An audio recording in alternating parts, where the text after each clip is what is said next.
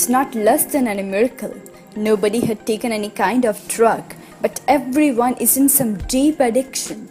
All are conscious. Nobody had forgotten the problems of his or her life, but each and every person is ready to face that problems. They get this energy from Osho meditation camp. Maa Kim was the main speaker of that camp. She started reading about Osho in 1995 through his books. She talked about the internal and external relationships of human beings, their similarity and dissimilarity. She also talked about spiritualism and connection with one another. Let's see a camera report of that camp. Namaste. I just want to share about this 3-day camp, this Osho camp that I've been invited to share with people. And first of all, I just want to thank so much Swami Sumit for making this beautiful center here for people at the Osho Ludhiana Center Society. So to begin with, I want to say that it's amazing how quickly they transformed this beautiful space into a wonderful Osho mandala for people to connect and practice spirituality, meditation. And during this 3-day camp, we've done many different types of meditation. We've done some Tantra meditations, Osho meditations, and essentially the Tantra really has to do with a relationship. Not so much relationship about man, woman, but that we have man and woman already inside of ourselves, and that we can connect these polarities and create non-duality and create more community with one another with a more loving space.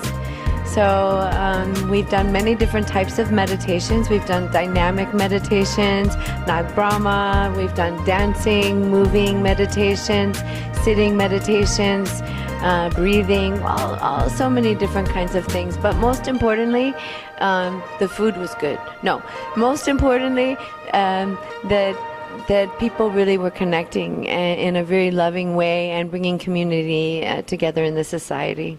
I started studying with Osho, not personally, but reading his books in 1995, because I always wanted to learn about love. So that was actually the first that I ever started. I used to have a Walkman, and I used to listen to the Walkman of Osho, and I would say, wow, I can't believe how amazing what he's talking about love. I really understand this. This makes sense to me.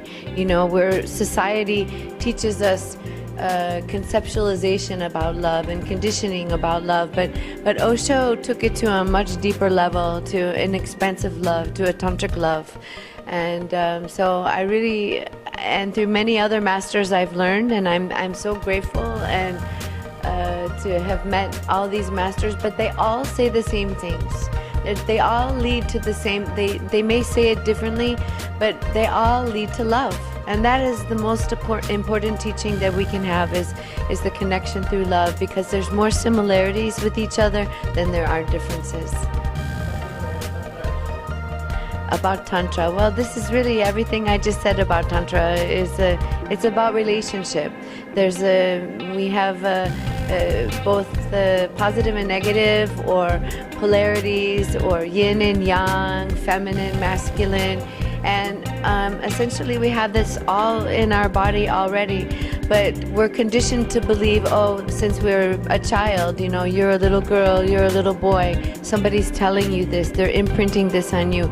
But really we have man and woman already inside of us, and we need to connect deeper, not so much on the outside, but the more we go deeper on the inside and we take a look at the universe that lives inside of us, the more expansive we become on the outside. And this is really the Tantra, is having a relationship with everything. How do I feel about Osho's... Say this again. Osho's presence, wow.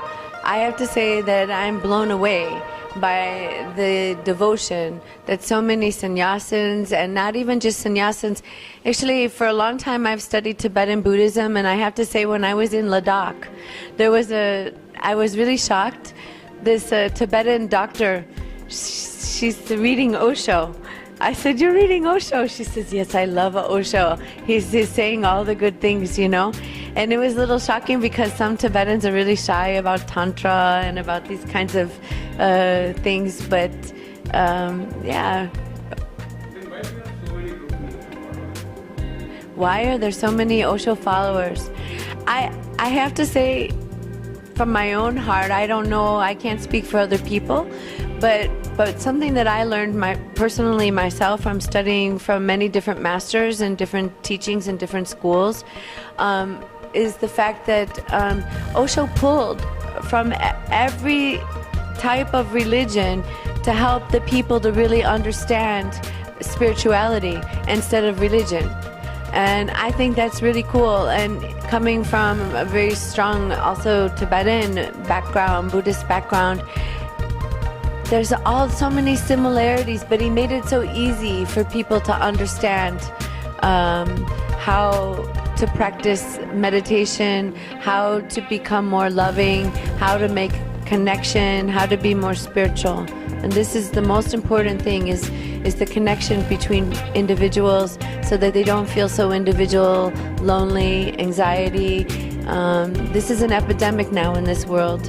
And it's shocking to me. I'm going to say just a little bit about coming from the Western country. When I first came here 6 years ago, many people asked me, many people from India said, "Please, will you teach me yoga? Please, will you teach me meditation? Please."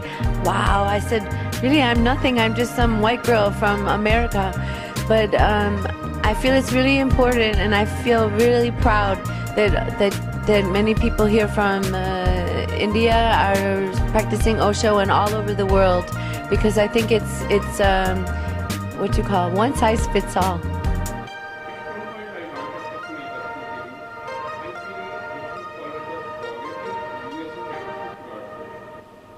Osho followers are forgetting, yeah. There is some attitude, and what happened? Yeah, the USA government. Yeah, the conspiracy about maybe poisoning him or these kinds of things. I think America forget about this. You know, people forget these things.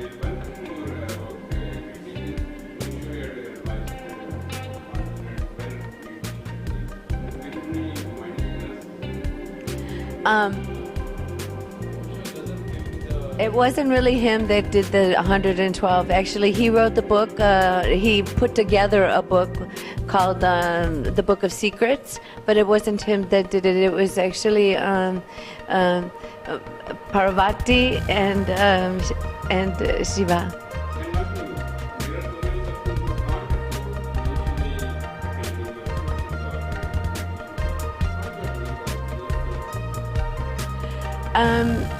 I'm not really like a money person. You can ask him. So this he.